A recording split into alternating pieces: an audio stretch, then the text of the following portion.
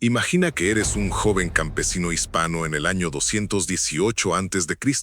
Tu mundo es tu aldea, tus dioses locales, tu pequeño valle.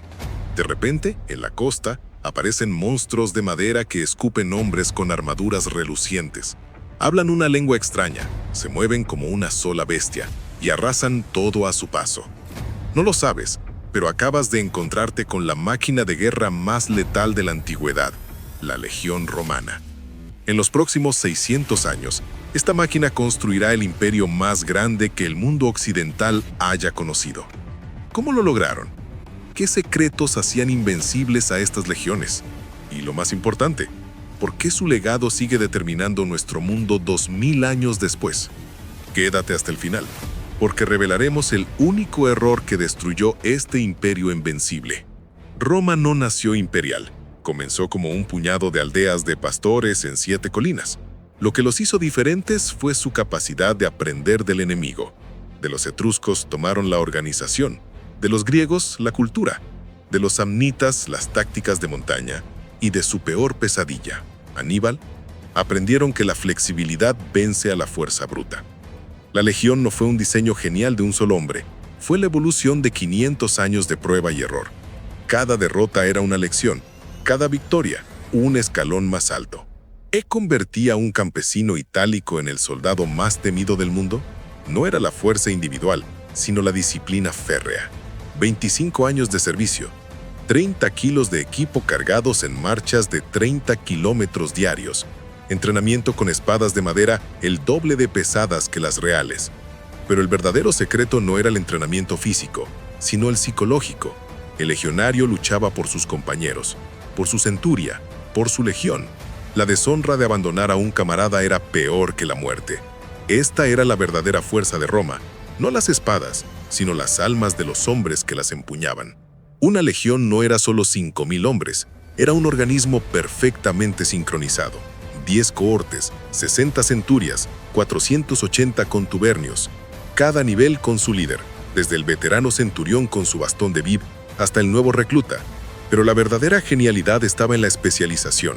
Los velites como exploradores, los hastati como línea frontal, los príncipes como reserva de calidad, los triari como última esperanza, y los ingenieros, los verdaderos héroes anónimos que podían construir un puente en horas o una ciudad en semanas. Roma no conquistaba solo con espadas, conquistaba con palas y planos. Desde las guerras púnicas hasta la conquista de la Galia, cada campaña revelaba nueva faceta del genio militar romano. Escipión Africanos, entendiendo que para vencer a Aníbal había que llevarle la guerra a África. César, usando la diplomacia tanto como la espada para dividir a las tribus galas. Trajano extendiendo el imperio a su máxima extensión.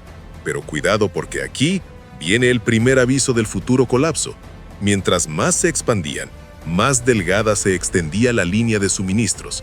Más dependientes eran de mercenarios y más corrompía la riqueza la disciplina que los hizo grandes. En Sama, Roma aprendió a vencer a un genio superior.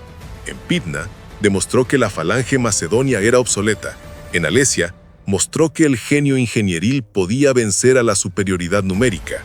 Pero en el bosque de Teutoburgo, 3 legiones completas fueron aniquiladas por guerreros germanos.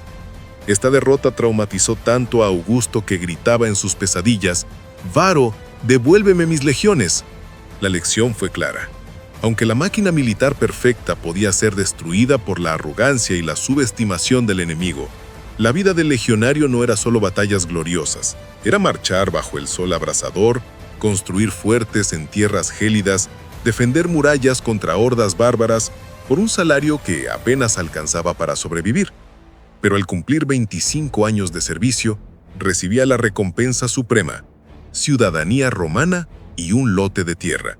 Esta promesa de movilidad social era el combustible que mantenía funcionando la máquina, hasta que llegó la crisis del siglo III, cuando la inflación devoró los ahorros de los veteranos y los generales ambiciosos usaron a las legiones como instrumento de poder personal.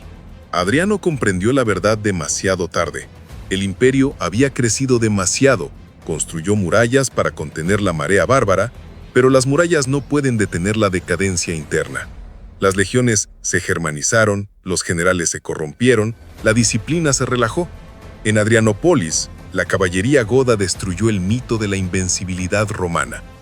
Pero el golpe final no vino de afuera, fue la pérdida de la Virtus, ese código de honor que había convertido a pastores en conquistadores del mundo.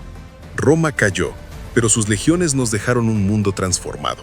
Las calzadas que usamos, las leyes que nos gobiernan, las lenguas que hablamos, incluso nuestro calendario, todo lleva la marca del águila legionaria. Pero su legado más importante es una lección universal. Ningún imperio, por poderoso que sea, puede sobrevivir cuando pierde los valores que lo hicieron grande. La disciplina vence al caos, la unidad vence a la división, pero la arrogancia siempre siembra las semillas de la destrucción. Si este viaje por la historia de las legiones romanas te ha inspirado, impresionado o hecho reflexionar, entonces necesitas suscribirte ahora mismo. ¿Por qué?